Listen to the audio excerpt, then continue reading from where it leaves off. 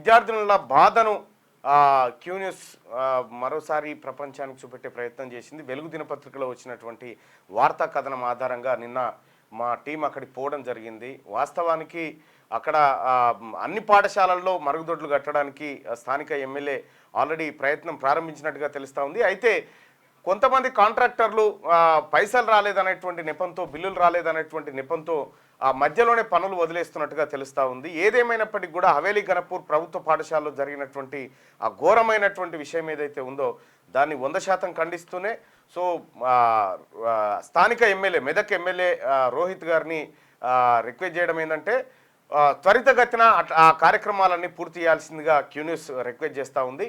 So ఒకవేళ ఆ స్థానిక కాంట్రాక్టర్ ఎవరైతే ఉన్నారో అతను డబ్బులు రాలేదనేటువంటి నెపం చెప్తా ఉన్నారు. ఎందుకంటే రోహిత్ భాయ్ సాబ్ నువ్వు ఆల్రెడీ చాలా చారిటీ కార్యక్రమాలు చేస్తూ ఉంటావు, అది నీకు పెద్ద లెక్కేం కాదు, అదేం విషయం కాదు.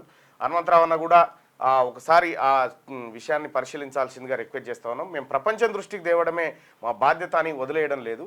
సో ఒకవేళ అక్కడ నిజంగా తక్లీఫ్ ఉంది, డబ్బుల విషయంలో తక్లీఫ్ ఉందనుకుంటే సుదర్శన్ అన్న గ్రామస్తులు 5,000 రూపాయలు డొనేట్ చేయడానికి వాళ్ళు సిద్ధంగా ఉన్నారు. అలాగే ఇంకా చాలామంది కూడా ముందుకు వస్తూ ఉన్నారు. చాలామంది ఫౌండేషన్ వాళ్ళు అక్కడ బాత్రూమ్లు కట్టించడానికి.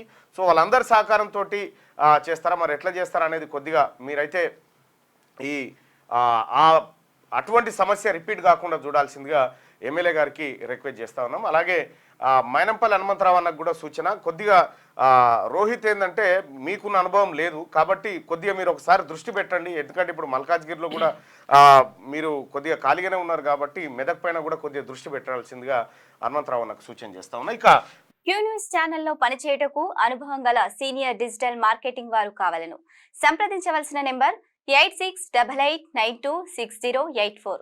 qnewsads@gmail.com ను సంప్రదించండి. లైక్ చేయండి.